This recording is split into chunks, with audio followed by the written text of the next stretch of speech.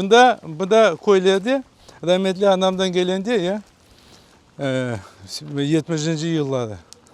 Ее çantasında her vakit bir şeyler vardı. Вот, я помню, 2 раза мы приезжали. Постоянно в сумке что-то было у матери. Как в 70-е годы. И она каких-то собак увидит, она я говорю, она не она сама говорит. O bizim köpeklerimiz. Она уже узнавала свои, сейчас собаки другие уже, они привозные, как это самое. Собаки другие уже. Вот. А были наши татарские, да, наши татарские, и она их видела, понимаешь? Вот. То есть, бunda hepsi bizim. Bütün şeyler bizim. Ну, мы вот находимся в доме 20-х годов. Этот дом принадлежал Бейюк Исмаил Оджа. Жена у него, жену звали Гульсум.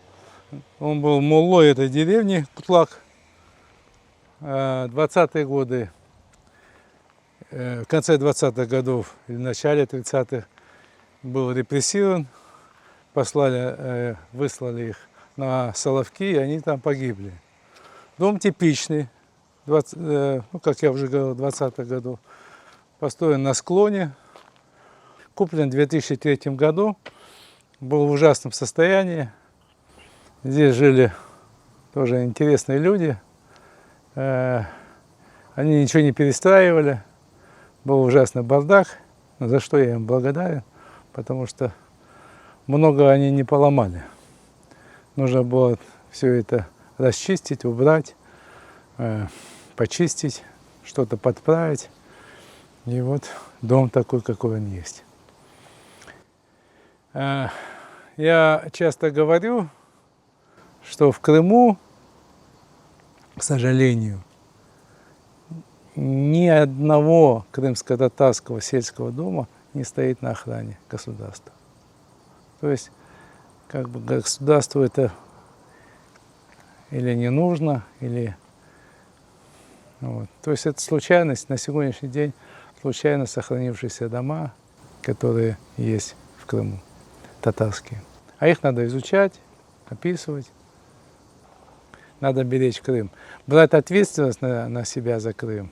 Брать ответственность за каждый дом, за каждый камень. За все. Надо брать ответственность. Вот первая фотография в России была здесь, в Крыму, сделана.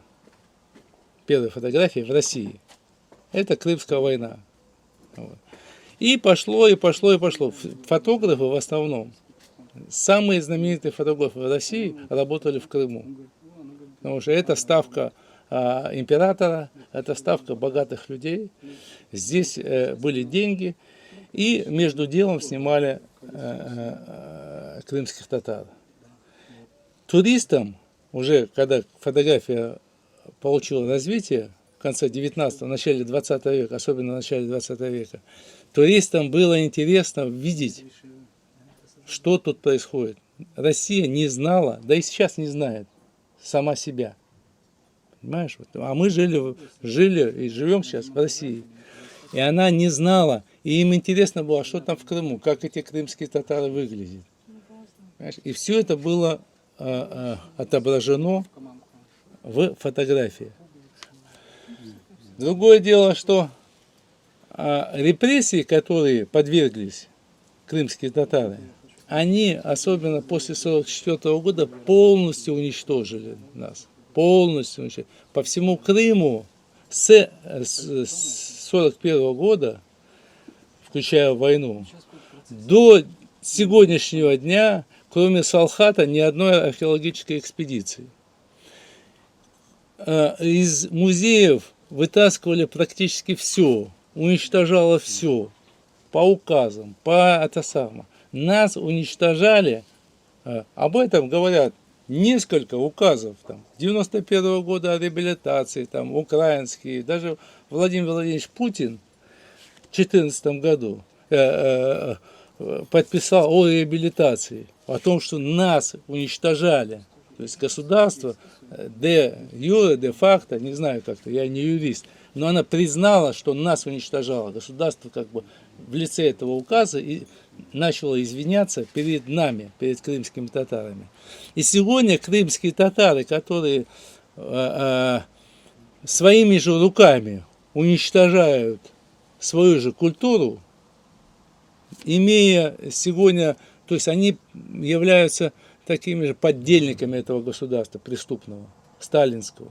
То есть он пришел, дом, у него есть участок, сохранить этот родительский дом. Понимаешь? Это все от Джая Лехтен. Поэтому надо все сохранять, сейчас цифровать, писать, записывать и так далее, бороться. В конечном итоге должны быть жесткие такие установки, жесткие установки.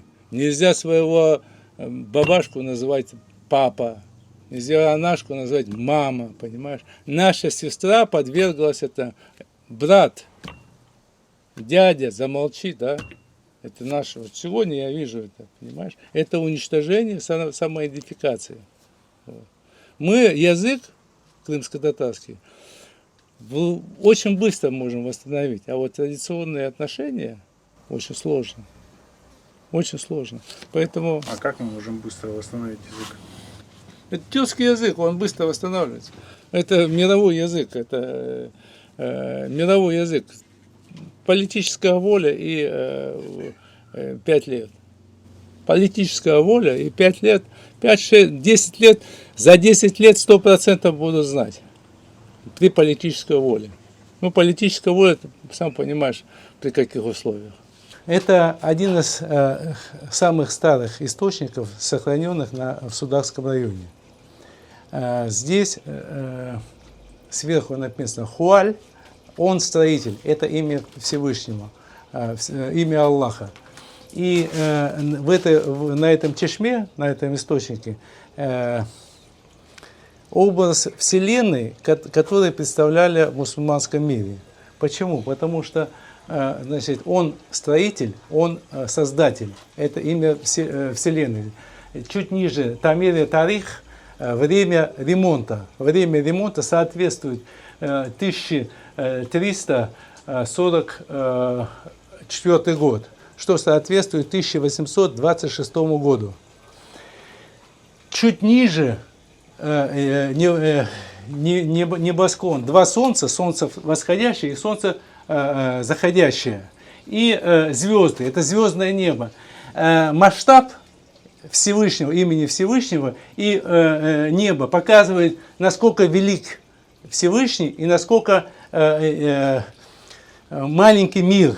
Потому что солнце по сравнению со Всевышним, видите, вот это пространство, оно показывает именно вот этот космос, который величествен.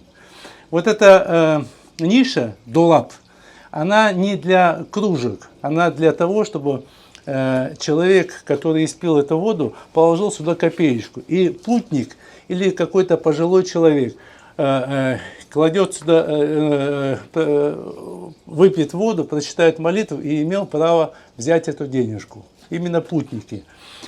И видно, что всякое благодеяние, оно относится к Всевышнему. Мы его даем не для себя, не для других.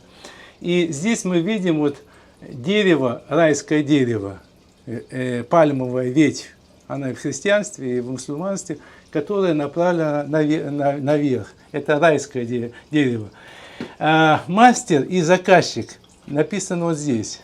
Обычно писалось, человек, который испил воду, пусть прочитает молитву заказчику и мастеру, который сделал этот источник. В 1998 году здесь был сделан ремонт. Татары тоже меняются. Они меняются своей ментальностью, мусульмане меняются. Они не всегда представляют, где они находятся. Тот мастер и тот заказчик, который делал этот, он коленепреклонно вот здесь сбоку пишет. Сегодня татары пишут вот здесь. Понимаете? То есть мы как бы вот в этом мире не всегда ощущаем, где мы должны находиться. На самом деле его надо снять и поставить куда-нибудь вот ниже.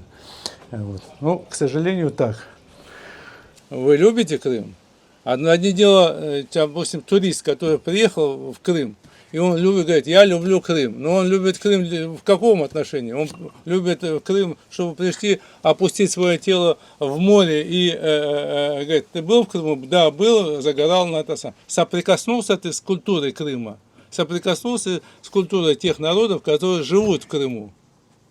Зачем мне ехать, там, скажем, куда-то Ярославль, да, если я не могу соприкоснуться с культурой ярославских людей, да, там, или в Казань я приехал, или Чебоксары, вот я недавно был в Чебоксарах, я хочу соприкоснуться с культурой чувашей. Идешь в музей, заходишь в кафе, смотришь какую-то архитектуру. То же самое в Крыму. Ты любишь эту землю, ты должен жить с ней в гармонии. Но если человек потребительскому приехал, он говорит, я был в Крыму, где был? Был в Коктебеле, искупался в море. Здорово, классно. Ну, хорошо. Зачем он приехал? Чтобы искупаться в море. Ему все равно, куда приезжать. На Средиземное море там только температура воды. Ведь если мы приедем в Бухару и Чайхану не посетим, это же как бы, мы не соприкоснулись, мы не стали узбеками в Бухаре, а нужно соприкоснуться с узбеками и стать узбеками. Приехать в Крым и не стать крымским татарином хотя бы частично. Ой, видишь, это не то, что глупо, а зачем туда приезжать? Вообще, крымские татары чем похожи на англичан, что в крымско-татарском южнобережном доме нету первого этажа. Первый этаж это магаза назывался, а первый этаж начинается со второго этажа. Из стены вышли обрывки Корана, два Корана, один стамбульский, второй бахчисарайское издание Гаспринского. Ну, восстановить невозможно, но просто положили. Вот. А что они делали в стене? Ну, не знаю. Спрятан был или просто замешан? Просто вот лежал, я не знаю почему. Что там, как там. А он тут джезве, это старый джезве? Здесь все старое, видишь? Здесь все старое, да. Джезве. О, второй джезве есть без ручки. Такая. Вообще, вот такие джезве, ну, здесь ручки нету, да, довольно редкие, редкие порционники. Потому что кофе один человек редко пил. Кофе вот с такого пили. Гости приходили там. А вот чтобы. Поэтому вот такие встречаются реже. Ну, это. Как вы думаете, вот сегодня вот этих домов, таких типовых домов осталось мало, и многие наши соотечественники, покупая такие дома, ну, их разрушают и строят новые. Ну, как это можно сегодня это осмыслить, переосмыслить это? Ну, это вообще обращение не к этим людям, которые ломают. Люди могут быть разные, и они свободны. Вот. Это обращение к государственным структурам, обращение к законам. Вот, скажем, Болгария не очень богатая страна, но она сохраняет свои, тот же Габрово, допустим, если посмотрите, на вся черепица. Очень элементарно принимаются законы, скажем, в том же Бахчисарае могли бы принять закон о том, что дома под черепицей, дома под черепицей не платят налогов на недвижимость. И все, и это самое. Или тот человек, который меняет шифер на черепицу, не платит налогов, и ему помогают, к примеру. Здесь нужно построить завод, купить там завод по производству черепицы. Это надо сделать. И то есть это элементарные законы, которые, когда государство, оно сегодня люди сами, конечно, меняют там Бахчисарай в центре, допустим, я вижу, что там под татарское делают или татарское там вот в этой архитектуре. Но часто, тоже действительно бывает люди там старый дом, вот, они не могут, и они развиваются, там много детей, и они ломают его, строят цену. Ну, государство должно помочь, потому что это туризм, это приток денег от туристов, и этот приток будет больше, чем помогут этим людям. Все очень просто. В мире все это уже пройденный этап. И все едут в Габрово, потому что там черепица, потому что там старые дома. Потому что едут в Турцию, восхищаются, ах, как там это, или Италия, там вся черепица. Принимаются самые элементарные законы. Я бы назвал его закон о черепице. Так как у нас дома ориентированы в сторону Мекки, а это у нас в сторону востока. И восток, солнце, когда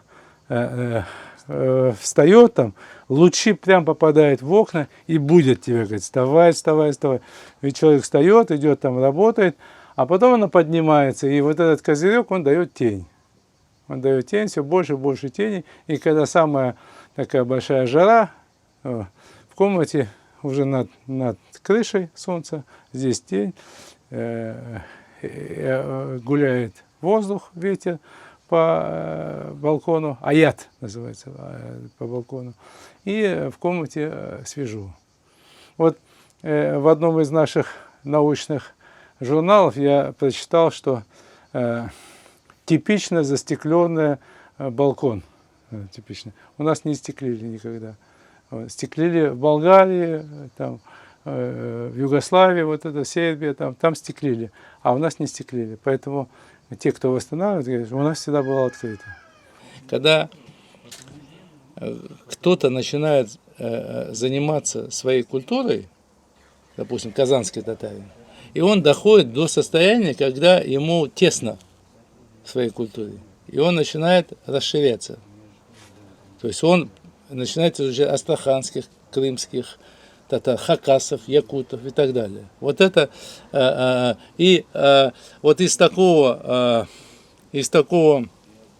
таких людей образуется наднациональная нация, когда есть интерес уже, мне очень интересны якуты, и я чувствую себя якутом. И я начинал как коллекционер Крыма, крымских татар, но я понял, что мне тесно. И мне интересно А мы можем что-то про себя понять, изучая якутов? Конечно. Конечно, якуты. Не то, что там понять, это мы и есть. Частичка нас в якутах и частичка якутов нас в якутах и наоборот. То же самое с хакасами, то же самое Пазырык. Мы очень консервативные, мы очень консервативные народы. Наши ножи, вот пример, наши такие так называемые знаменитые бахчисарайские, крымские ножи, вот, аналогии их где? У хакасов. Или в Пазырыке можно найти форму.